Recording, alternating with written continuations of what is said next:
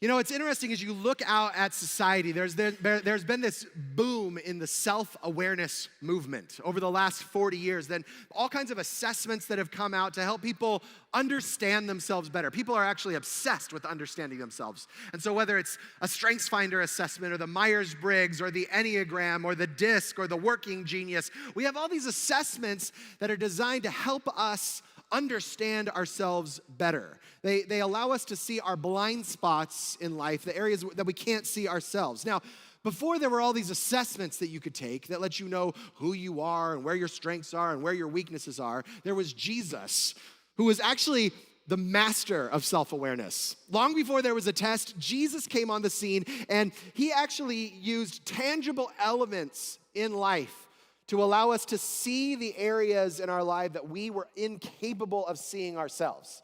And so we would point out at what was taking place in someone's life, in a community's lives, in humanity's life, and say, let me use this as a window to allow yourself to see who you are, to allow data in the real world to inform us of what was taking place at a heart level. Now, have you ever had a moment in life where you did or didn't do something and it revealed something about yourself that you didn't know beforehand? Like, how many of you have ever been in like a situation and you know it's like a level 2 situation in terms of stress, but you respond to it like a level 10? You know what I'm talking about? There have been times at the house where I'll walk in and, you know, the kid will just like leave a toy on the ground and I'm like, what are you doing, right? You're such a pig, right? And I'm like, why am I responding like this? I was like, oh, there's something going on, Nathan, that I'm unaware of over here. Or I'm sure you've never had this. Have you ever had those moments where you're watching TV and you grab a bag of chips and you realize you ate the whole bag of chips? You're like, oh, I must be more stressed than I'm aware of right now, right? In this moment. Or one of my favorite, how many of you have ever gone to get like underwear and you realize the drawer's empty? And then you realize, oh, you go to get a dish and all the dishes are still in the sink. And you go, oh, my life and my schedule has gotten out of control because I have not done laundry or even washed the dishes for a few weeks now and I am completely out. Jesus would use situations like this as a window into our soul because Jesus understood that how we related to anything is how we relate to everything. And he used it as a window into our souls. And there was one thing that Jesus understood would give us the greatest snapshot into who we are and what's taking place at a heart level more than almost anything else in life. And that element is money. Now, notice even where you go internally when I say that word. How many of you immediately went to suspicion? Like, all right, where are we talking about today? Are we going to do a second offering here, right?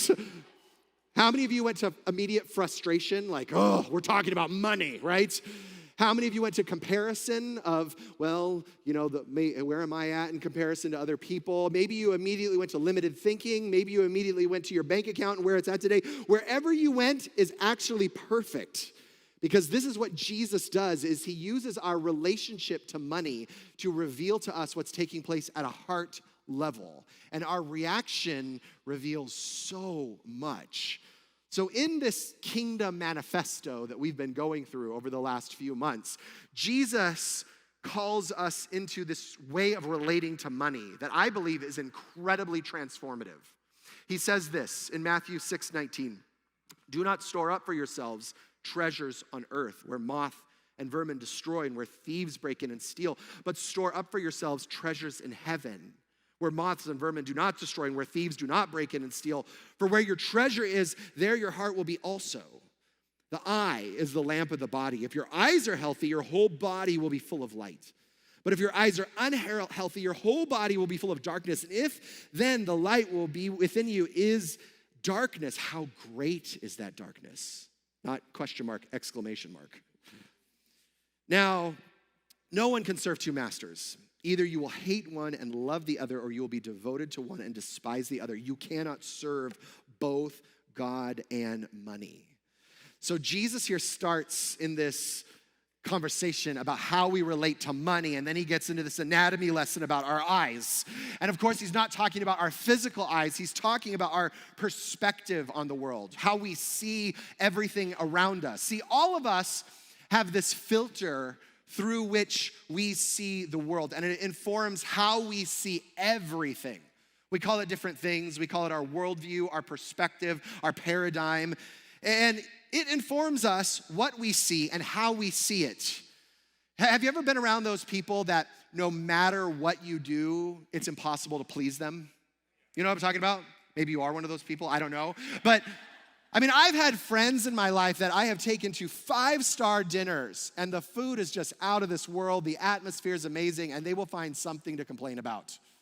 The water was too cold, the waiter didn't come on time, whatever it may be.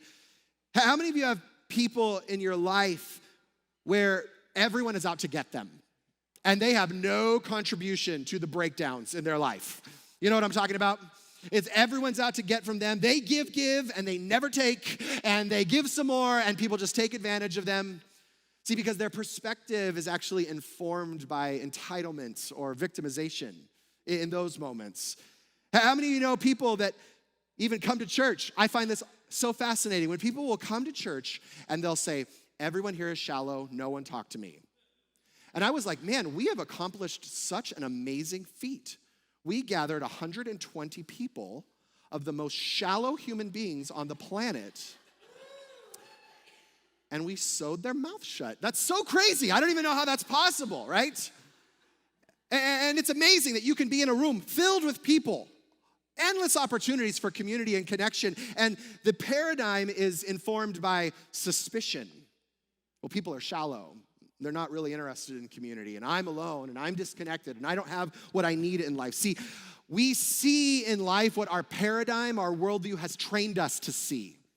And so if we look out at the world, and we look out at the world through suspicion, or we look out at the world through scarcity, or we look out at the world through entitlement, or we look out at the world through victimization, when we look out there, that's what we are going to see. So when Jesus says the eyes are the lamp of the body, what he's saying is if your worldview, if your perspective, if your paradigm is healthy, your whole body will be healthy. You'll be able to see what's actually taking place around you. But likewise, he says, if your paradigm, your worldview, your outlook is unhealthy, you will be filled with darkness. And he doesn't say just darkness. He doesn't start there. He says, with great darkness. Now, why, when our perspective is off, why is our body filled with great darkness? Because here's the thing, we are already unaware of the blind spots in our own perspective. We're already unaware of the things that we cannot see in life. And so when we look out and it's dark, when we can't see what's actually taking place out there, life starts to occur to us as what I call, of course. And it sounds usually like this. Well, that's just the way things are. How many have areas in your life where you say that to yourself? That's just the way things are. That's just the way my family is. That's just the way my work is. That's just the way church is. That's just the way community is. That's just the way people are. So we find ourselves living in all of these of course statements. Of course people will leave you and hurt you in the end. Of course I'll never be able to get ahead in life. That's for other people. Of course there will always be dysfunction in my family, and that's the way that I am. Of course, you should constantly be anxious and afraid. Of course, this is just the way life is. Here's the problematic thing about of courses in life. It's impossible to change them. Because if this is just the way things are, this is the way it is, if this is just an of course in life, it is impossible to do anything about it. And then this is why Jesus says, if your eyes are unhealthy, if you're looking out at life and you see a bunch of course, this is just the way it is, it's impossible to change, this is just the cards that I've been dealt, and there's no way to transform it, there's gonna be a whole lot of darkness inside of you because you are gonna be left powerless to do anything about it in life. Whenever we find ourselves in a this is just the way it is conversation, you can know immediately, oh, my eyes have grown unhealthy in how I see the world around me. And Jesus connects this conversation around how we see the world to how we see money. Now, if you've ever heard me talk about money, which I actually now love doing. As a pastor, early on, I used to be so anxious when I talked about money. In fact, I would call prayer teams, can you pray for me today? I'm talking about money. I don't want to offend people. And now I get so excited because I think there is no conversation that sets people free more than this conversation. And here's the thing. If you've ever heard me talk about money, you know I use this phrase almost every time that when we talk about money, it's never about the money. When Jesus talks about money, he's actually not talking about money. He's talking about something far bigger, because whenever Jesus talks about money, he is using it as a tool to get us to see what's taking place at a heart level. He's interested in going, hey, let me show you what's taking place internally that you are unaware of. It's a perfect window into the soul, because how many of you have so many of courses when it comes to money? This is just the way things are. This is the way the world works. This is the way I work. So you can see how healthy or unhealthy your spiritual eyes are based on how you engage money. See, Jesus gives this juxtaposition about where we are to be hoarders in life. So congratulations, Jesus gave you permission to hoard here. But he says, look, you can hoard up your resources on this earth. You can buy all the things, you can make sure all of your comforts are taken care of, you can make sure all of your pleasure drives are met in this life with all of the money and all of the resources and all of the stuff you have, but at the end of the day, it will all get destroyed. As John Ortberg says, at the end of the day, it all goes back into the box. And it's done. And you are more than welcome to spend your life engaging resources and your life from that perspective. But then he gives us this alternative and he says, or you can hoard resources in the kingdom of heaven. And these resources happen to be eternal and infinite. See, because in the kingdom, everything has to do with people, because that's what matters most with Jesus.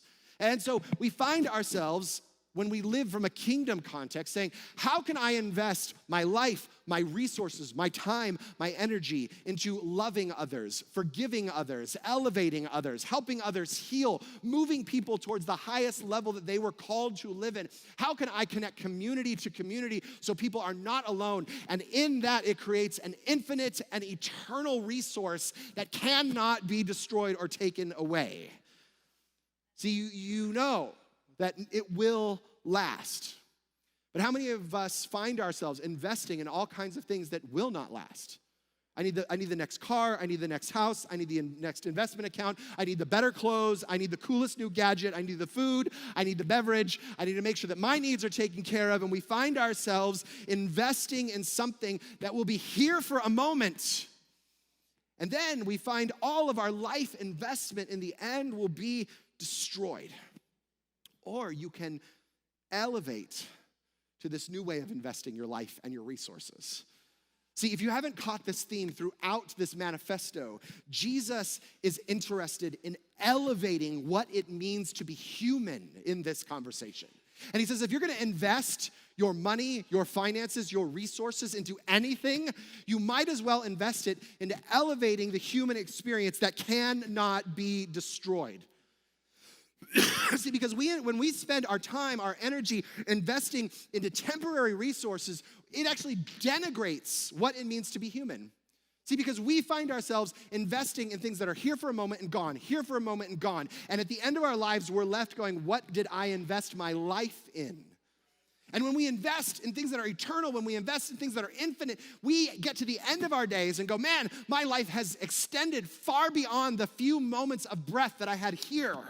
It moves into eternity. It ripples into so much bigger than I could ever imagine. See, because at the end of your life, you and no one else will ever marvel at how much stuff you had.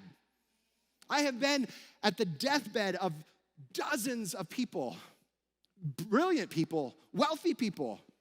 And I can tell you, no one ever talks about what cool car they had. No one ever talks about how much Starbucks they drank. They didn't talk about their cool house. They didn't talk about the clothes they wore. All they talk about is the impact and the investment that they made on the people that they loved. And they will marvel at the love and the generosity that you gave, or the lack thereof. Both happen. Now, the only way to change that, how we see and to change how we relate to our resources, to allow Jesus to transform how we see the world. Because, by the way, Jesus is not giving us an investment strategy here, right? This isn't like H&R Block saying, let me do like a financial plan for you, right? That's not what he's interested in. Because, P.S., Jesus is actually not concerned about you giving your money. He's not. There's never a moment here at Humanity Church that Jesus is like, ooh, we might run out. I don't know. What are we going to do? What are we going to do if we don't have enough? Never is Jesus going, man, I don't have enough resources. I don't have enough money. I don't have enough time. That is not a conversation that exists inside of him or around him or in his kingdom. He is never in a scarcity conversation about money or what we can do or not do for him. This is a conversation that he engages solely for you, to transform your perspective, to elevate what it means to be human for you and the people around you, to set you free from a lifetime of frivolous investing and wasting the breath that you have. And he invites us to look at how we are investing our resources and what's taking place at a perspective level from our hearts. Have you ever noticed how much in life is determined by what your bank account says? Have you noticed that? Have you noticed it determines how much you can do and how much you can't do? It determines where you're going to go, where you're not going to go. It determines your value, and it determines how you give yourself at times. It determines what's possible. It determines whether you live in fear or whether you live in love. It determines whether you live in scarcity or abundance. It determines how you see yourself and how you see other people. It determines so much. And it seems to be that when we have more money, more things seem to be possible in life. And when we have less money, less is possible. And this way of relating to our bank account is one of the ways we say, Jesus, I trust you, but. And there's all kinds of ways to fill in that sentence. I imagine for each of us, there's a different way that we fill in that sentence when it comes to money. Jesus, I trust you, but fill in the blank. And so I'm gonna keep this stash over here just in case, to make sure that if you aren't who you say you are, then I can take care of myself over here. Now, I know many of you in the room are like, Nathan, I would love to have a stash. That would be a luxury, right? I would love to have a stash to keep for some reason. Now, here's the thing that I found is that you may not keep a stash for yourself. Maybe that's not how you distrust God. Maybe you actually distrust that God is going to come through with joy. Maybe you distrust that God is actually going to come through with pleasure and life. And so we have to buy that for ourselves. And so we have to make sure that we get a Starbucks every day to make sure that our bodies feel good. And we have to make sure that we have a meal that tastes good every day to make sure that that brings us pleasure. And we have to make sure that we have the nice car and the nice gadget. We have to have the latest thing and the TV that works. We have to have the subscriptions to make sure that we're not left bored. And we got to make sure that our life is filled with stuff, because Jesus might not actually come through with the joy that we need. And so we may be broke. We might go broke month after month after month trying to buy the love and the joy and the fulfillment that Jesus is not capable of bringing to us. And so we would rather live in poverty and make sure that we have pleasure than trust that he is who he says he is. And our money becomes a just in case clause. Just in case, because this is the way life is. So I got to make sure that I get mine. I mean, just consider for a moment the reality that where your treasure is, it's a window into where your heart is. And just for a moment, just consider even the answer to some of these questions. How willing have you been to disciple yourself to make and keep a monthly budget so that you know where you're investing your resources? Do you feel more secure when your bank account is full and less secure when your bank account is empty? How do you relate to those who have more money than you? How do you relate to those who have less money than you? What's your standard for enough? Would you even know if you got there? Do you find yourself overspending on things that are non-essential, prioritizing comfort? Before your paycheck comes in, have you already decided where you're going to invest, or do you allow the circumstances in your life to inform you how much is available to invest? What percentage of your finances and resources going to kingdom work. And when does that happen? Does that happen first, or do you check and see how much you need before that takes place? How do you relate to asking for what you need? Are you willing to share, hey, I'm struggling, or I'm in need, or could you support me? How much money have you already decided you're capable of earning or making, and why? See, these questions aren't designed to heap on shame and guilt. Just notice if the shame and guilt comes in, that might let you know, oh man, there's some idolatry when it comes to money. So these aren't designed to make you feel bad. They're designed to make you think as Jesus did, as a tool to allow us to see where our heart is. Because if our treasure reveals our hearts, these types of questions can reveal where our heart is, the very thing that we're often unaware of. And when you're made aware, you can finally transform it. So you can't actually change anything that you can't see. But the moment you can see it, you can do something about it. This last week, I wasn't here. I was in a training in Monrovia. And I was sitting in this hotel room with about 50 people that I was training. And the person sitting next to me, a friend of mine, had this little battery-operated fan. Like a little fan, right? And I was like, it was hot in the room, and I was like, can I see that? And she's like, yeah, here you go. And it had this battery that you could charge, and she said the battery lasts like 100 hours. I was like, oh, that's cool. It like pops open, you can put it wherever you go, hit like 3 different powers. And I put it on me, I was like, this feels good, right? This feels really good. There's even like a little night light on it that you can, I could travel with this. This is pretty cool, right? And I was like, how much was it? She goes, like $25 on Amazon. I was like, $25, pull out. I'm like app already out, right? I'm like, I need the fan, right? I need the fan right now. Now, here's the thing. Marla and I religiously live by a budget, and what I'm about to say may negate that. But the thing that I've noticed in our finances over the last about 4 or 5 months is that I'm consistently over budget by about $20 to $40 every month. Every month. And so I just pull out a savings and put it in there, and I justify it by saying, it's not that much, right? $40, right? Like other people way overspend, right? I'm not those people, right? And so I noticed myself, like I dismiss the overage and the budget. And so here's the thing. Right when I put that into my Amazon cart, there was a voice inside of my head that said, Nathan, you're gonna be over $25 this month. Your house items are already over, and your blow money, which we call like the money we can spend on anything, is already done.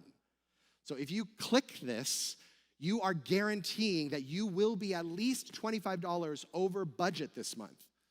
And the voice inside of my head came that you may be so familiar with, and it sounded like this, but Nathan, you deserve it. The stupid fan, right?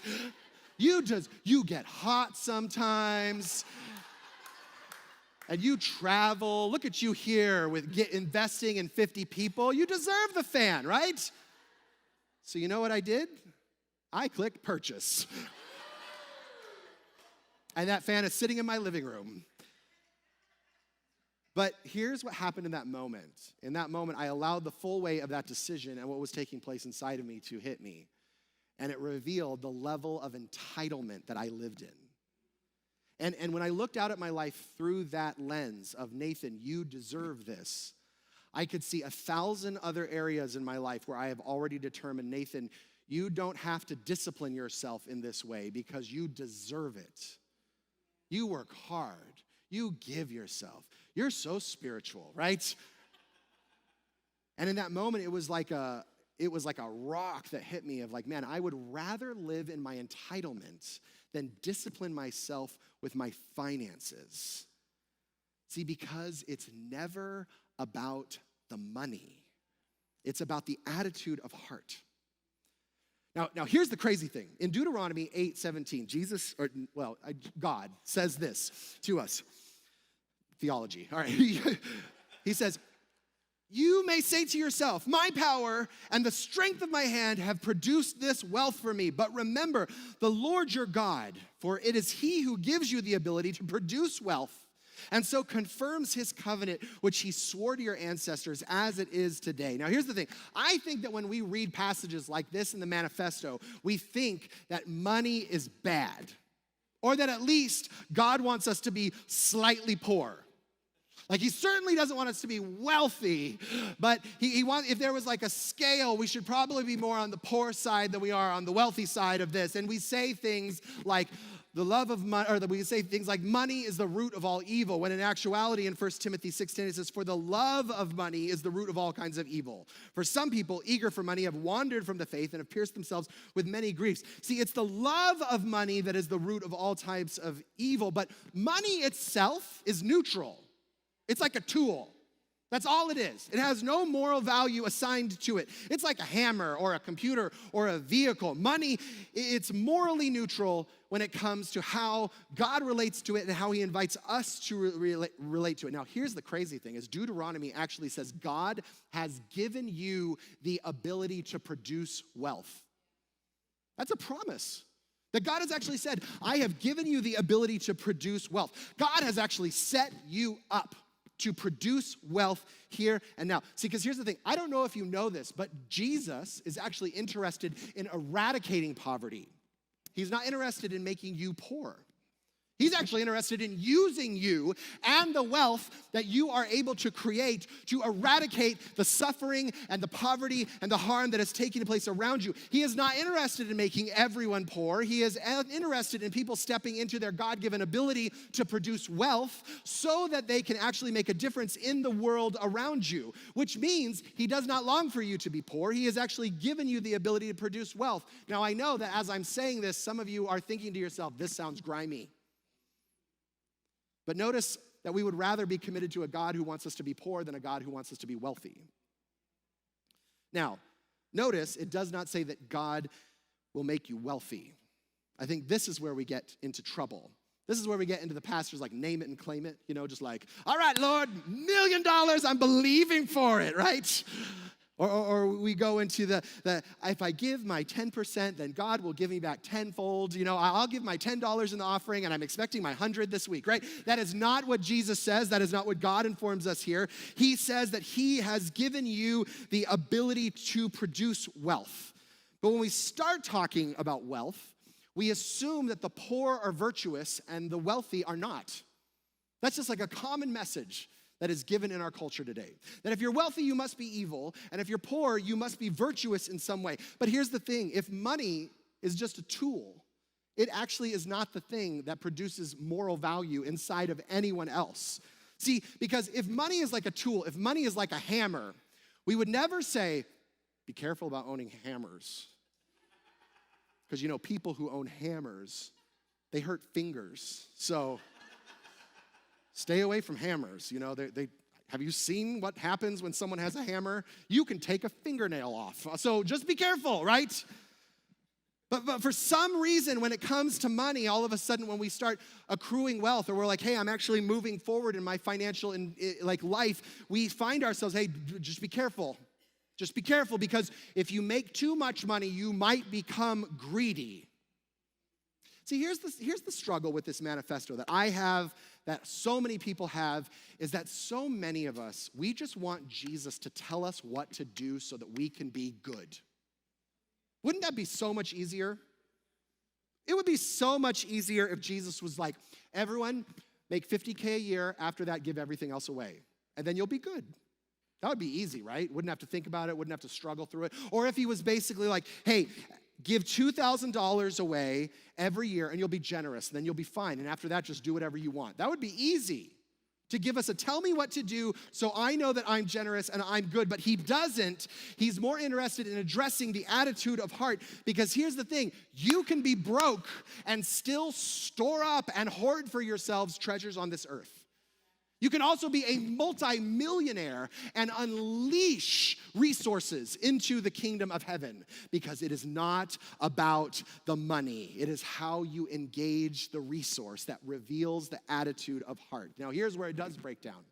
Is before Jesus, or before God says to us, I've given you the ability to make wealth, he says this is the problem. When we say, my power and the strength of my hands have produced this wealth with me. See, because notice where that focus goes. Notice where the attitude of heart goes. It's my money. I do with it what I want for my pleasure and my plans. And that is the attitude of heart that we must war against. It is the human default, isn't it? I mean, how many of you get your paycheck and there's a part of you that's like, this is mine. I worked for this. I worked hard for this. And I get to do what I want. I'm going to give myself a little break even. I'm going to buy the battery-powered fan. Because it's mine, and I get to do what I want. Here is the problem when we find ourselves stuck in that human default is that we become a black hole, and we just start sucking everything into ourselves, and our lives no longer become the gift given to the world around us. See, what if we started asking the question, how can I start partnering with God in creating wealth so that I can start investing back into the kingdom in a way that would produce incredible results around us? So that the money that God brings into my life, that I am producing through the work that God has called me to do, now becomes a gift back into the kingdom around me. That's a very different conversation than what's the minimum that I need to give to be good? Or how much do I need to do so that God can call me righteous? One of the things that I love doing with my boys, Jackson and Colin, I've been doing this since they were like babies, is I call them over to me and I said, hey, I saw another superpower in you. And they're like, eyes light up. What was it? What was it, right? And I'll tell them, Colin, it's always, man, your helper superpower came out. Colin, he sees a need and he's like on it. He's like, I want to help, I want to support, I want to be there. And he is all about problem solving. If there's a problem to be solved, Colin will find it and he will get it. So I call him like, you got a superpower, Colin. It's called helping and problem solving. And you get to use it for the rest of your life. It's like Superman.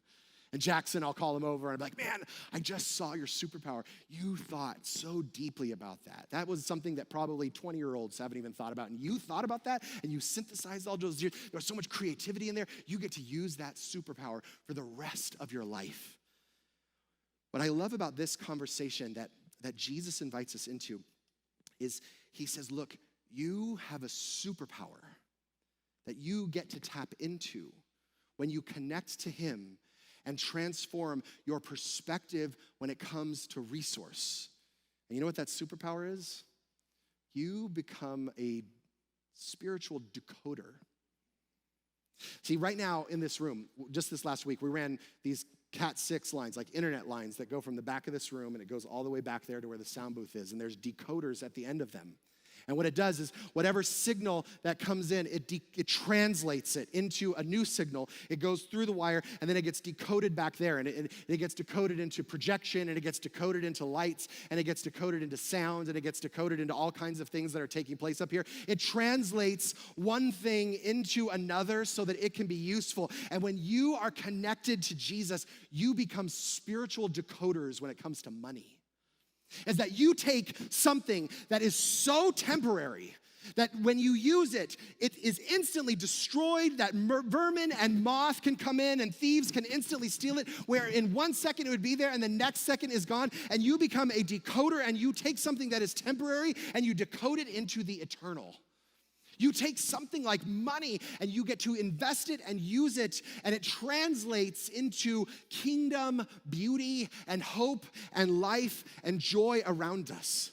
See, this is what Jesus does. He teaches us how to take wealth where you would once be tempted to store it up, to hoard it, and to say, I need to protect myself, I need to make sure I have enough, I need to make sure that I have enough to cover me just in case. And you get to use all of that and move it into the kingdom of heaven. And here's the beautiful thing. When you step into this God-given gift of decoding resources, it simultaneously transforms your heart. He removes all of the blind spots that you have around scarcity and all of the perceived fears and all of the victimization and all of the stories about why you can't have and shouldn't have and aren't enough and no one likes you and no one's going to support you and this is the way things are. He starts to remove all of those so he transforms your life, but at the same time, your life becomes a source of beauty for the world around you. Your life now starts to get given away to the people around you. And so it simultaneously transforms your heart, and then it transforms the world around you. So you no longer have to hedge your bets with your money as to whether or not he will come through, as to whether or not he is trustworthy, as to whether or not there are more resources available. You just get to live as this force of good with the resources that he has given you. Now, here's the secret. This is where most people get hung up in this conversation. You will never be able to afford this. You'll never be able to afford to do this. Just like anything in life, it's a discipline. It's a choice to step into this space of being a spiritual decoder where you take the temporary and translate it into the eternity. See, Marla and I, this year, we will give more money than we've ever given in our entire lives. And I don't say that to pump us up. I love that. I love that about our marriage. It is one of the most things that I'm most proud of, is that we get to give away so much of our resources. And let me just tell you, if Marla and I lived the lifestyle that we wanted to, we could not afford to do that. On paper, there is no way that we should be able to afford to live this type of life. But we would rather choose generosity so that we can step into our superpower of being decoders from the temporary to the eternal, rather than live some temporary, pleasure-filled life. Just the other day, someone said, hey, you want to go to Starbucks? And I pulled up our little budget app, and we were out of Starbucks money. And my first thought was, oh, I can't afford that right now. That was like my first response. That was my first reaction. And then I paused because I was writing this talk. And I said, you know what? We have chosen to invest those resources elsewhere. I could totally afford it if I wanted to, but I don't. I would much rather translate the resources that are coming in from the temporary into the eternal. And this is the mentality that Jesus invites us into. When you look at your finances, you will never be able to afford it. But Jesus invites you into this attitude. I choose to invest it elsewhere. See, when you are still living in the kingdom of this earth, you spend what you want, and then you see what's left over. And if there's happens to be some left over, you get to invest it back into kingdom purposes. But in this manifesto that Jesus invites us in, when we're living in the kingdom of God, you first recognize this is all his. It's all his to use. I'm just like a bearer of the person a bearer of the gift. I just get to steward it, to use it, to be a decoder for a moment with the resources that he gives me. And so when I'm in this kingdom, I first invest in the kingdom. I first take my resources and I say, now I get to invest in my kingdom. And then you know what? I marvel at the fact that there is any left for me. I go, wow, thank you, Jesus, for the extra that I get to provide for my family, and I get to do some fun things here and there, and I get to make sure that I have a roof over my head. But thank you that I am not stuck with my value and my identity and what's possible being connected to a bank account. It is connected to the Spirit of God. This is why the scriptures call us to give God first fruits, not last leftovers, when it comes to our giving. Now, just in closing, Jesus in the beginning says, you cannot serve two masters. You cannot serve money and God. But here's the thing. You don't get out of being mastered. You will be mastered by something. Your life will be run by something. I promise you. Your life will be mastered. I know some of you don't like that. I know some of you think, no, that's not me. But guess what? Something or someone will be in charge of your life.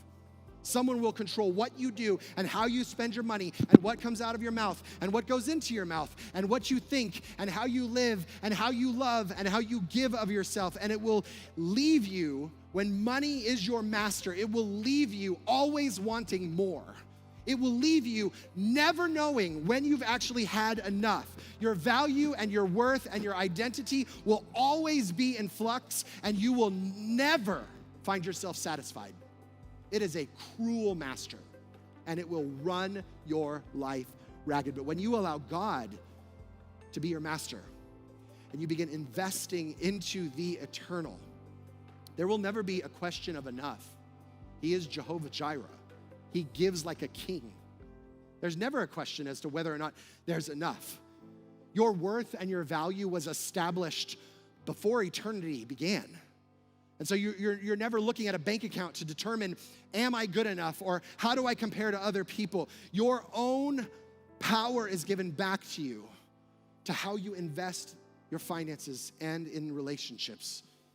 And the drive for more is quieted so that you can actually find rest with wherever your bank account is at the moment. This is the beautiful life that Jesus calls us into. It's why I love talking about money, because it's never about the money. It's about elevating who you are and who Jesus believes you to be. Let's pray together. Jesus, I thank you that you call us up into a new way of relating to something that should take us out of the game, that should cause us fear and scarcity and run us ragged.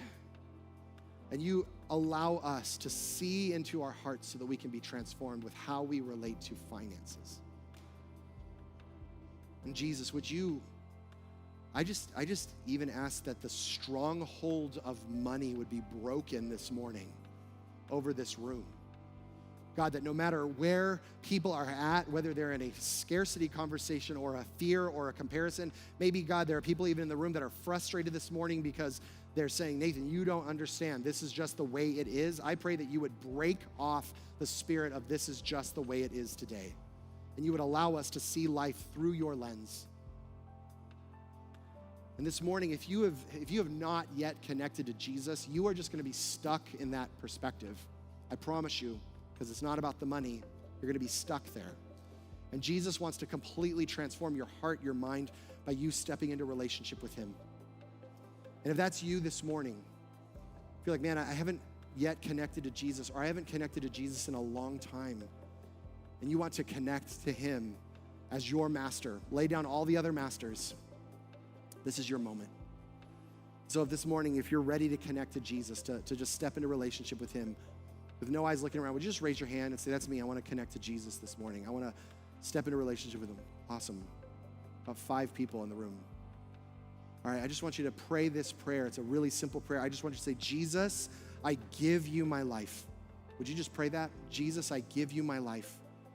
And just release it over to him. Just allow him to be your master. Allow him to be your source. Allow him to be the one who provides. And here's the beautiful thing is he's going to turn you into that spiritual decoder. You're going to see the world through different lenses because he is the God of enough for you. So Jesus, would you come and fill them right now? Would you let them know how much they are loved and cared for? We thank you in Jesus' name. Amen and amen.